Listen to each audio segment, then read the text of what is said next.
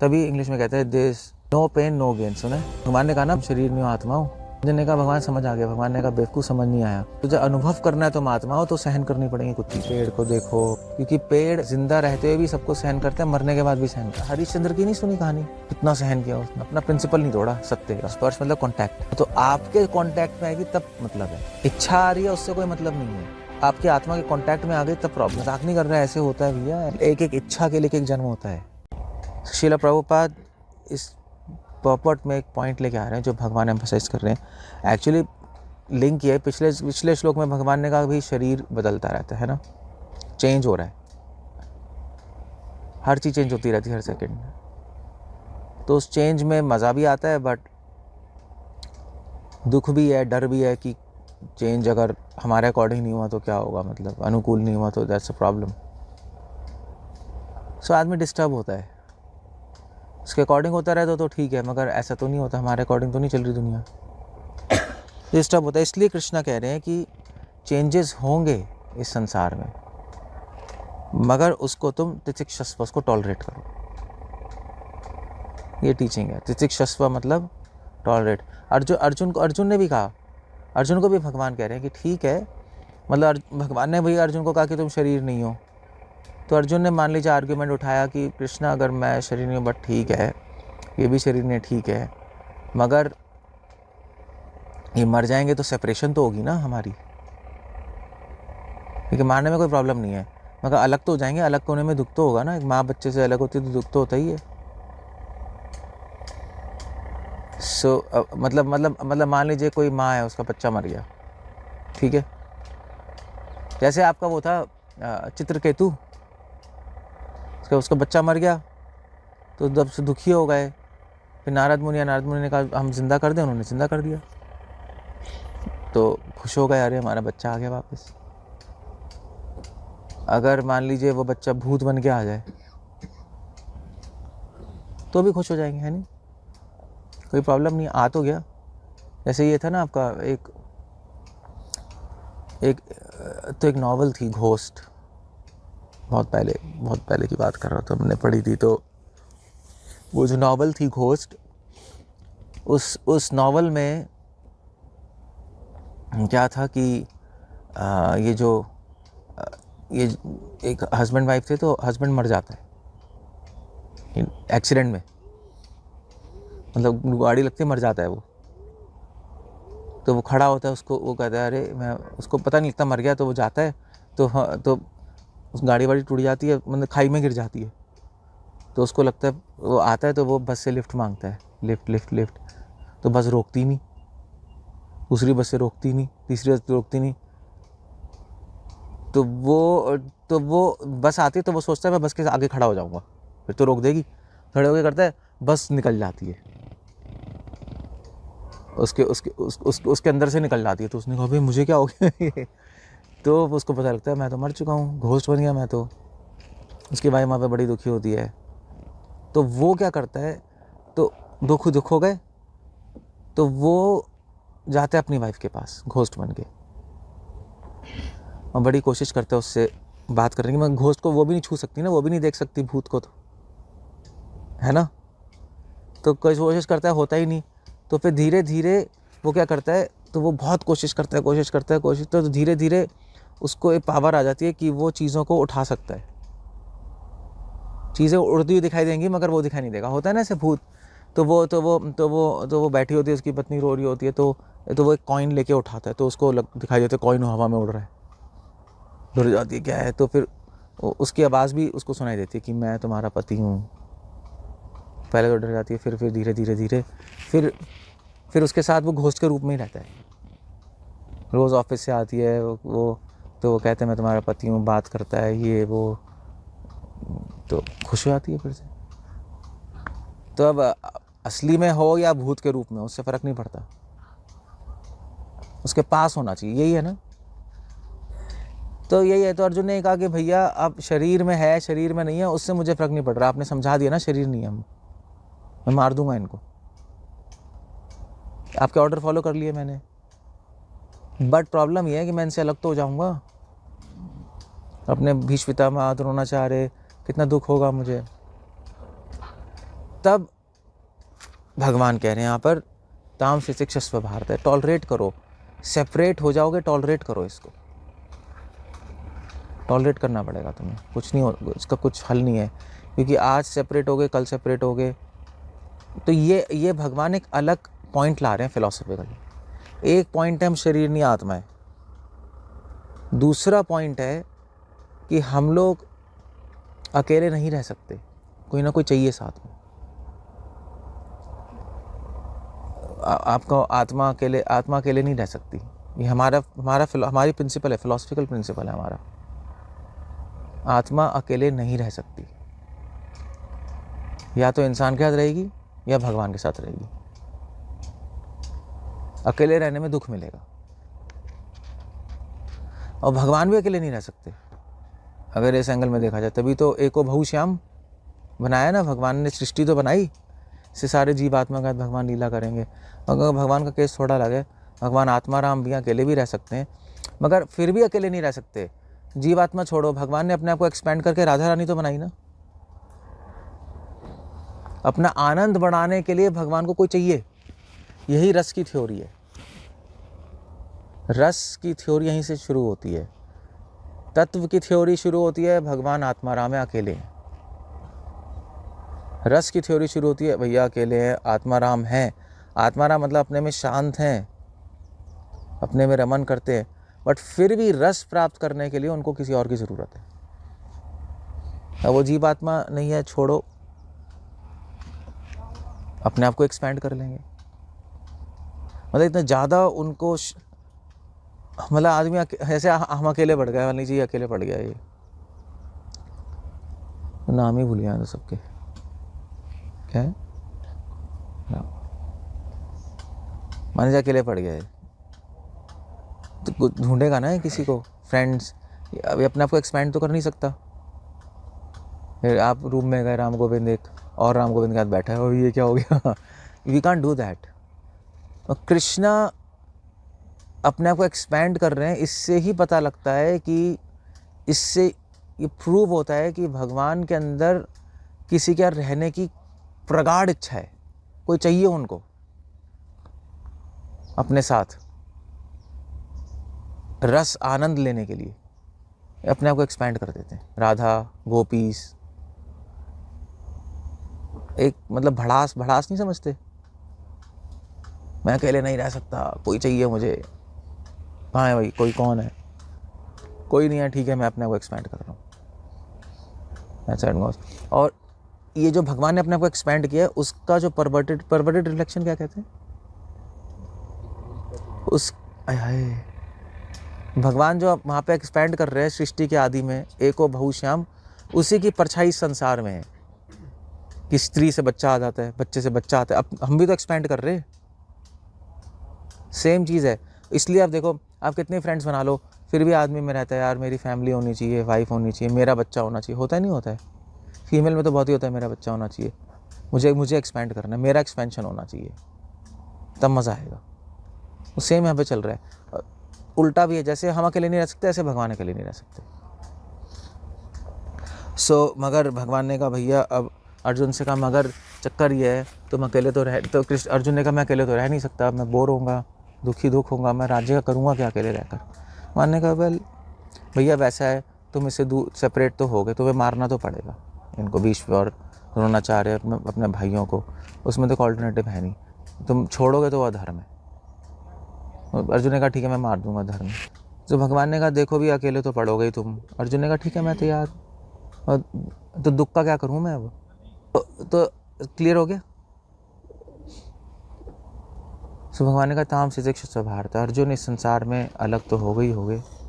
तो ये दूसरा प्रिंसिपल ला रहे हैं इस हर श्लोक में, एक एक फिलोसफिकल प्रिंसिपल है, समझ रहे हो। पिछले श्लोक में प्रिंसिपल क्या था, हम शरीर नहीं है, हम क्या है, आत्मा। यहाँ पे प्रिंसिपल है कि आत्मा को किसी ना किसी की जरूरत पड़ती है रस प्राप्त करने के लिए, और परमात्मा को भी,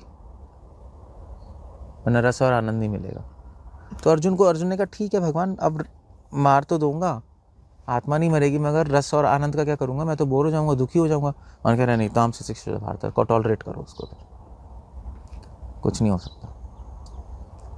अभी टॉलरेट कर लो, बाद में दोबारा दूसरे नए नए फ्रेंड बन जाएंगे, फिर ठीक है। सो अब क्वेश्चन ये है कि टॉलरेट क्या भगवान कह रहे हैं आगामा पाइनो अनित्यास, आज छूटेंगे कल छूटेंगे, छूटेंगे तो सही, है नहीं? तो इसलिए टॉलरेट कर लो, कोई प्रॉब्लम नहीं है। आगामा पाइनो अनित्यास, लोग आते हैं जाते हैं, आत्मा आती हैं जाती हैं, अनित्य है सब कुछ, तो उससे घबराओ मत और इसको टॉलरेट करो। क्यों? फिर से सिचुएशन चेंज हो जाएगी धीरे धीरे, तभी भगवान कह रहे हैं शीतोष्ण सुख। तो अर्जुन ने कहा भगवान क्या टॉलरेट करना है यार, मतलब क्यों ये सब टॉलरेट करना है? भगवान ने कह रहे हैं कि भगवान ने कहा टॉलरेट क्या करना है, तुम अगर इनको मारोगे भी नहीं, तुम्हारे साथ भी रहेंगे, तब भी कुछ ना कुछ तो टॉलरेट करना ही पड़ेगा। ठंड गर्म, सुख दुख, किसी और रूप में सुख आएगा, किसी और रूप में दुख आएगा, टॉलरेट तो सबको करना पड़ेगा ही। तुम कितनी एडजस्टमेंट करोगे, क्वेश्चन ये है। अब संसार के लोग एडजस्टमेंट ही तो करते हैं, टॉलरेट ही तो नहीं करना चाहते हैं ना, एडजस्टमेंट करते रहते हैं ना लाइफ में, ये भी एडजस्टमेंट, ये भी भोगी मटेरियलिस्टिक लाइफ तो यही है। पर दुख आया हटा दिया, सुख आया बढ़ा लिया, ये इसी में सारा चलता रहता है। तो टाइम सारा उनका टॉलरेट करते नहीं, मगर फिर इसी में लगे रहते हैं। मगर क्वेश्चन ये है कि भगवान ने कहा कि देखो अर्जुन, तुम सर्कमस्टांसेस तो कर सकते हो, सिचुएशंस को तुम एडजस्ट कर सकते हो। जैसे अभी मारना है, मत मारो, तुम्हारे साथ रह लेंगे ये लोग, मगर मात्रा स्पर्शस्तु कौन्तेय, मगर शरीर के साथ जो सेंसेशंस हैं उसको तुम एडजस्ट नहीं कर पाओगे ज़्यादा। सर्दी गर्मी तो शरीर को लग रही है ना, मात्रा स्पर्शस्तु कौन्तेय, या मन में जो इच्छाएं हैं उसका क्या करोगे, वो एडजस्ट कैसे कर लोगे? जो आ रही है, जो नहीं आ रही नहीं, उसको तो टॉलरेट करना ही पड़ेगा, है नहीं? सो कृष्णा कह रहे हैं एक लेवल पे सबको टॉलरेट करना पड़ेगा। आप वो अर्जुन कह रहा है मैं अकेले हो जाऊंगा, दुख सुख दुख कैसे टॉलरेट करूंगा? भगवान ने कहा अकेले होगे तब भी टॉलरेट करना पड़ेगा तुझे, तभी ठंड गर्म तो है ही जंगल में, तू अकेले बैठ जाएगा? सबके साथ होगा तब भी टॉलरेट करना पड़ेगा, ठंड गर्मी तो तुझे ही लगेगी ना, चाहे साथ में भी बैठा हो। मन में इच्छा है तो तुम्हारे ही आएंगी ना, चाहे साथ में, ऐसे अभी हैं हम सब, अभी हैं, तब भी अपना अपना टॉलरेट तो सबको करना ही पड़ता है।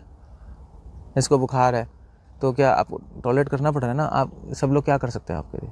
कुछ कर सकते हैं? दवाई दे सकते हैं, बट टॉलरेट आपको ही करना है।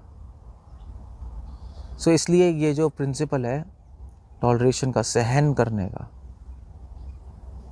ये एक और प्रिंसिपल भगवान इस श्लोक के अंदर ला रहे हैं, सहन करना।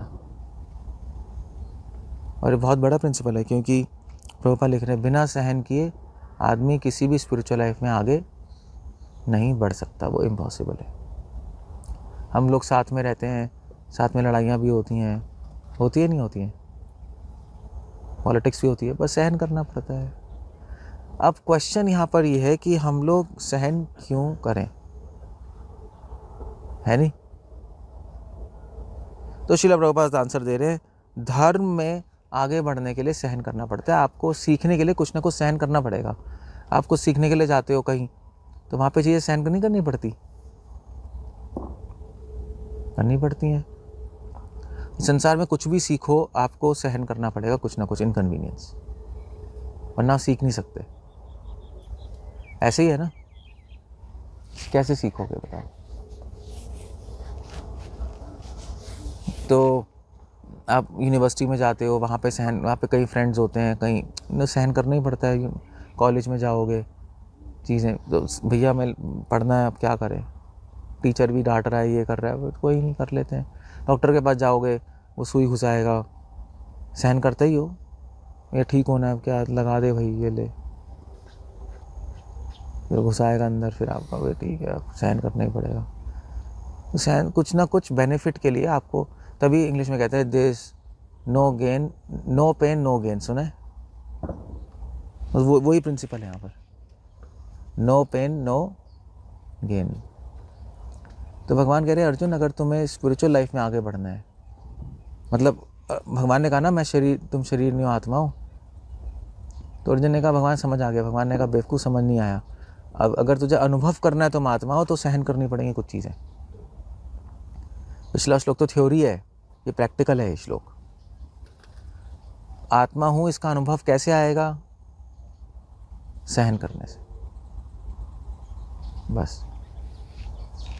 मैं आत्मा हूँ इसका अनुभव सहन करने से आता है, वरना नहीं आएगा। क्लियर हो गया? मतलब ये लिंक, ये जो श्लोक है ना, ये सेकंड चैप्टर के, ये बहुत इंपॉर्टेंट श्लोक है। एक एक श्लोक, एक एक लिंक, एक एक फिलोसफिकल पॉइंट है इसके अंदर।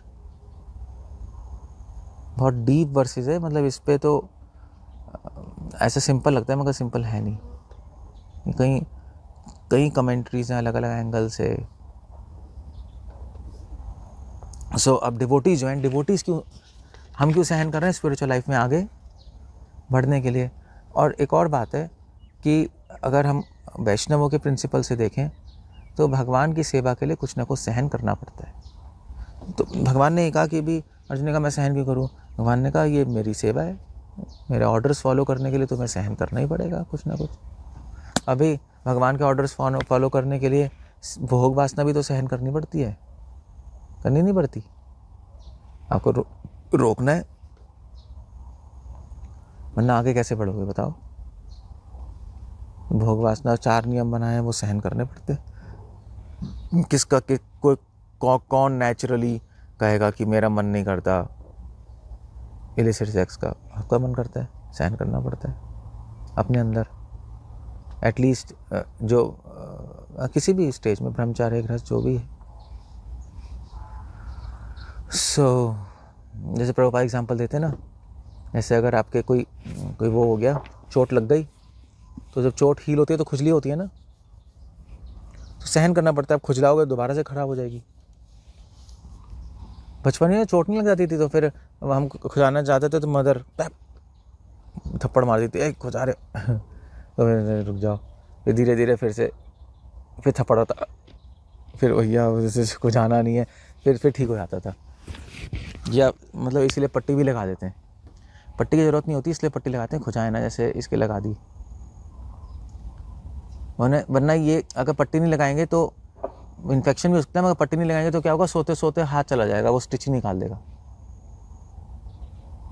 निकल जाते हैं पेशेंट्स के, स्टिच लगा देते हैं हम, तो सोते होते कितनी सोते सोते पता लगता है, खुजली होती है, वो खुजा सुबह सारे स्टिचेस निकले पड़े ऐसा होता है, इसलिए पट्टी लगानी पड़ती है इसके लिए भी। वैसे ज़्यादा ज़रूरत नहीं होती पट्टी की, कई केसेस में मतलब ज़रूरत होती है, कई केसेस में नहीं होती।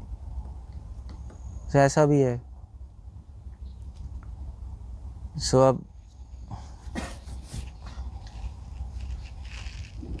अब ये इसलिए भगवान कह रहे हैं, तभी महाप्रभु ने कहा तोरो रेवा, हाँ तभी वो प्रिंसिपल आया है। पेड़ की तरह, अब आपको कितना सहन करें, मारोगे क्या हमें? आपने कहा नहीं, पेड़ की तरह सहन करो। पेड़ की सहनशीलता आप सोच भी नहीं सकते। मतलब पेड़ की सहनशीलता, इस पे इस पे इतनी मोटी नॉवल है, पता है, इतनी बड़ी बुक है, थीसिस है इस पे, इतनी मोटी। एक वेस्टर्नर ने लिखी है कि पेड़ कैसे सहनशील है, इतनी मोटी, पता नहीं। तो उसमें वो लिख रहा है कि भी पेड़ को देखो पहले, आप उसको अप्रिशिएट करो। क्यों? क्योंकि पेड़ जिंदा रहते हुए भी सबको सहन करता है, मरने के बाद भी सहन करता है। जिंदे रहते हुए भी आपको छाया देगा, गर्मी सर्दी सहन करेगा, यानी पैसेंजर्स के लिए। उसके बाद आप फूल तोड़ोगे, फल तोड़ोगे, पत्ती तोड़ोगे, उसकी बार्क काटोगे, नहीं हर्ब्स बनाने के लिए, मेडिसिन बनाने के लिए, वो सहन कर लेता है। ठीक है, मतलब सहन करने का मतलब है कि आपको कुछ कहता नहीं। कहता है ऐसे आप फूल तोड़ते, सुबह भगा के तोड़ते हैं लोग, तो क्या कहता है प्लांट, ए क्या कर रहा है, कुछ नहीं, ठीक है, पड़ा हुआ है, हिलता भी नहीं वो। ऐसे भी नहीं तोड़ोगे, ऐसा कुछ नहीं है, नहीं ऐसा कुछ भी नहीं है, ऐसे पड़ा हुआ, तोड़ लो, टिक टिक टिक टिक। मतलब लाइफ तो है ही ना, मगर वो हिल भी सकता है। जैसे छुई मुई हिल जाता है ना, पता है ना, छू तो मतलब ये वो भी नहीं करते पेड़, तो ठीक है चलो खड़े में ले लो, आप पत्थर मारोगे तब भी आपको फल देगा। ये सहनशीलता है। उसे मरने के बाद उसका ट्रंक यूज़ कर सकते हो आप टेबल चेयर बनाने के लिए, नहीं तब भी काम आता है। मरने के बाद भी काम आता है पेड़, जीते हुए भी काम आएगा, मरने के बाद भी काम आएगा। सिर्फ पेड़ ही ऐसी चीज़ है। इंसान तो जीते हुए भी काम नहीं आता, मरने के बाद ऐसे ही सड़ जाता है, उसको फेंकना पड़ता है। दोनों तरीके से खराब है व्यक्ति का शरीर। इसलिए कृष्णा कह रहे हैं कि मतलब सहन, अर्जुन ने कहा सहन कर लूँ भगवान, कितना सहन करूँ? भगवान ने कहा सीखो, पेड़ से सीख लो। किससे सीखोगे? अर्जुन ने कहा किसे सीखूँ मैं ही सबसे टॉप मोस्ट हूँ, सव्य साची, मुझसे ऊपर कौन है संसार में? भगवान ने कहा पेड़ से सीख लो भाई। तो आपके दत्तात्रेय ने तो संसार की चीज़ों से सीखा, छोटी छोटी। पेड़ से सहनशीलता सीख लो, चींटियों से सीख लो सहनशीलता। चींटियाँ भी अब जैसे विंटर्स में समर में कलेक्ट करके रखती है ना खाना, विंटर में कहाँ होती है? बाहर नहीं, अंदर घुसी होती है ना, अंदर बैठी होती हैं। जितना खाना है उसी में काम चलाती हैं, बाहर तो आ नहीं सकती, मर जाएगी वो। तो ठीक है, सहन करते हैं। तो सृष्टि से हम सहन करना सीख सकते हैं। अगर आप पूछो सहन करना कहाँ से सीखें, पेड़ से सीखो, सृष्टि से सीखो। और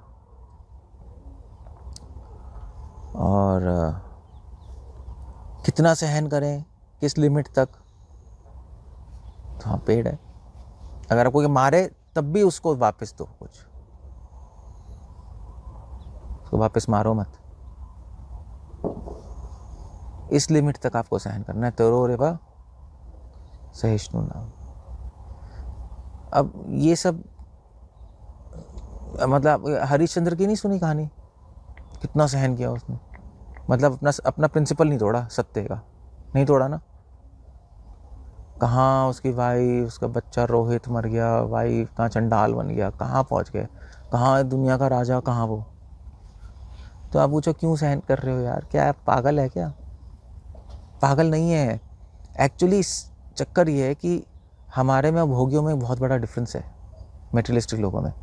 मेटेरियलिस्टिक लोग बिल्कुल सहन नहीं करते, नहीं कुछ हो जाए जल्दी से करो यार, ये करो वो करो, नहीं ये क्यों सहन करना है।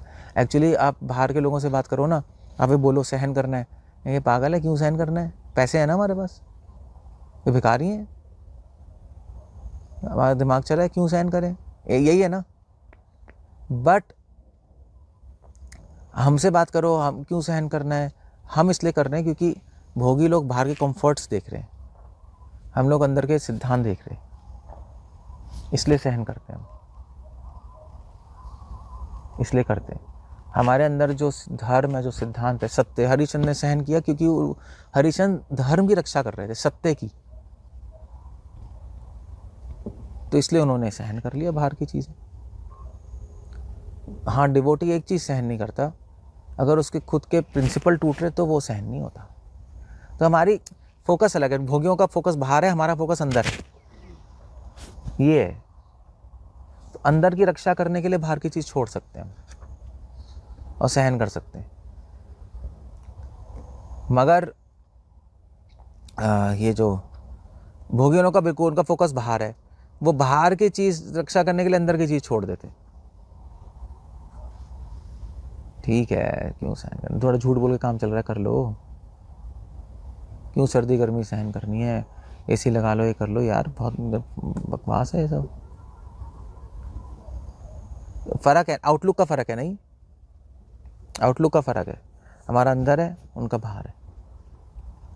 तो जिसकी दृष्टि बाहर होती है वो उस पर सहन नहीं कर पाता। इसलिए अंतर्मुखी मात्रा स्पर्शस्तु कौन्तेय। तो मात्रा मतलब होता है ये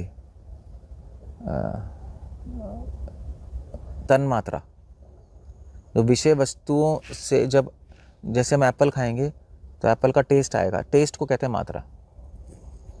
फूल लेंगे, फूल की सुगंध को क्या कहेंगे? मात्रा। तो उस चीज़ की जो सेंस परसेप्शन है उसको मात्रा कहते हैं। अगरबत्ती की सुगंध को मात्रा कहेंगे, अगरबत्ती को विषय वस्तु कहेंगे। क्लियर हो गया? इसको मात्रा कहते हैं। मात्रा क्यों कहते हैं इसको? मात्रा क्यों कहते हैं?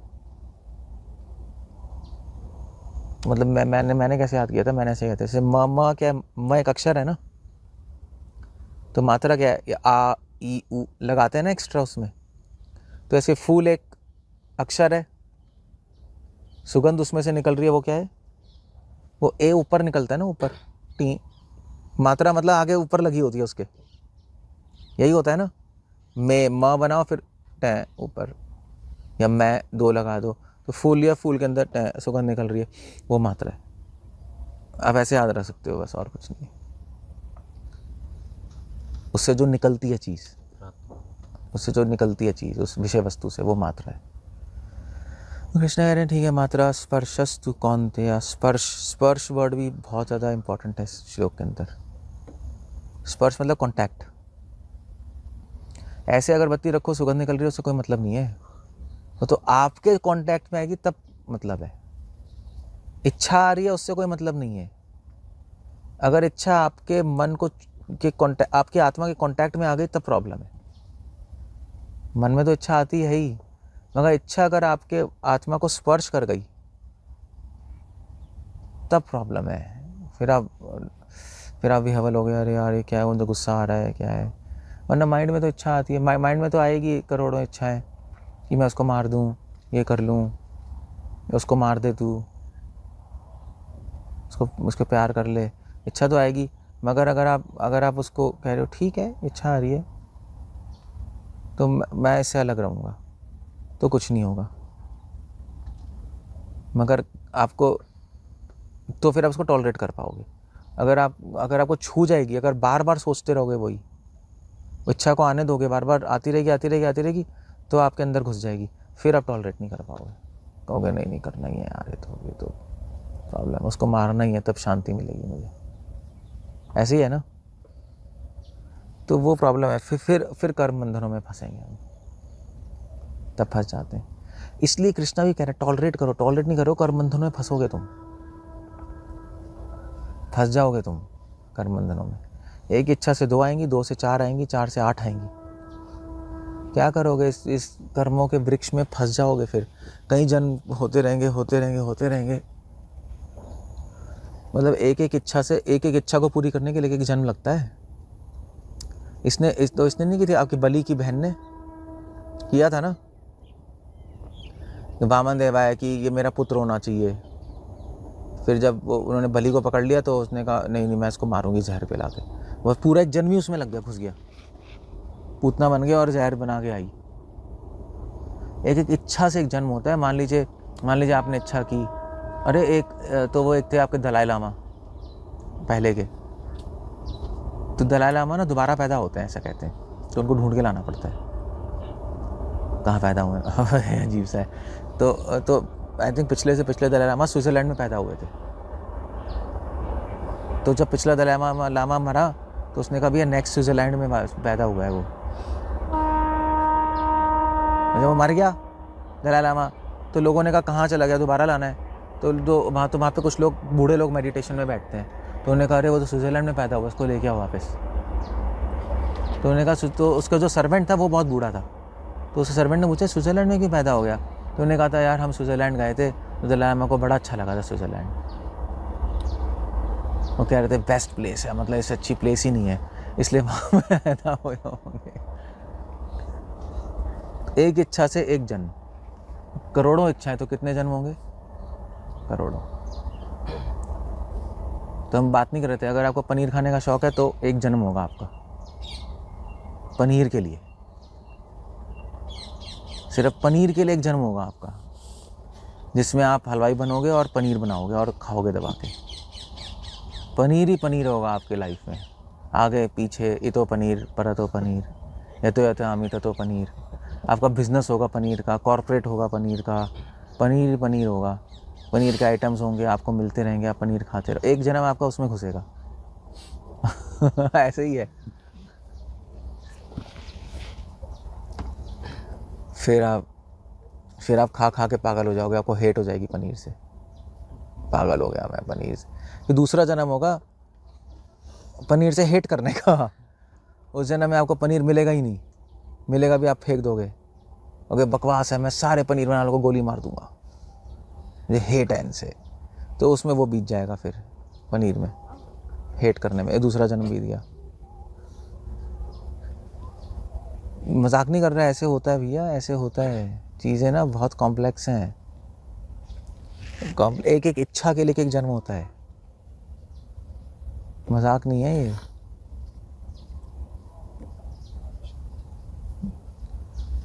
ये इसलिए कृष्णा कह रहे हैं, अभी टॉलरेट कर लो, वरना जन्म पे जन्म होते रहेंगे। तुम्हारी जो थ्योरी है ना मैं शरीर नहीं हूँ, ये बकवास हो जाएगी। तुम शरीर नहीं हो, अभी सीख रहे हो, अगले जन्म में भी शरीर नहीं हो, तो शरीर नहीं हो, इस नॉलेज का फ़ायदा ही क्या? शरीर नहीं हो तो शरीर को छोड़ के जाना है ना वापस, उसी में पड़े पड़े थोड़े ना सीखते रहना है। इसलिए कृष्णा कह रहे हैं tolerate tolerate tolerate. Otherwise specially भगवान इच्छाओं की बात कर रहे हैं जो अंदर आ रही है।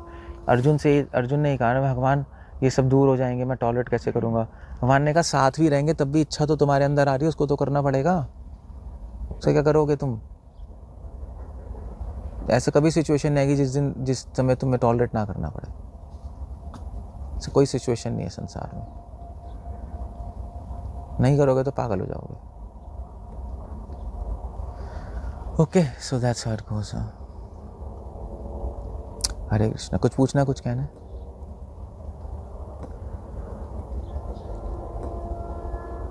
बोलो। जैसे कि जो इच्छा है, डिजायर है, जो हमने मेडिटेट कर लिए वो आत्मा को स्पर्श कर चुकी है, जो पहले भी डिजायर थी आत्मा को स्पर्श कर चुकी, तो उनका क्या करेंगे? उनके लिए तो जन्म लेना पड़ेगा। नहीं, जो पहले डिजायर, तो भी तो कृष्ण कह रहे हैं जो आ रही है मन में टॉलरेट करो, पूरा मत करो उसको। तो धीरे धीरे धीरे पूरा नहीं करोगे, धीरे धीरे कमज़ोर पड़ जाएंगी बस, ऐसे ही।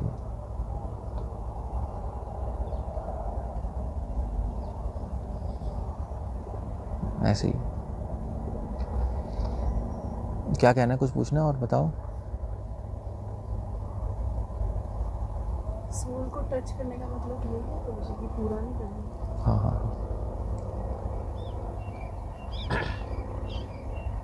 क्या बताओ, क्वेश्चन पूछ लो यार, मतलब क्या बाद में पूछते रहते हो सब लोग।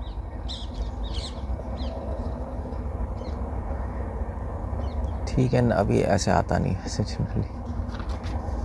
ठीक है, दैट्स इट। हरे कृष्णा। श्रील प्रभुपाद की